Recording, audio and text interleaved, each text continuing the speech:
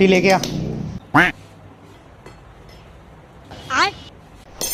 अबे टी लेके आना जाके। मेरा मुंह क्या देख रहा है? जल्दी।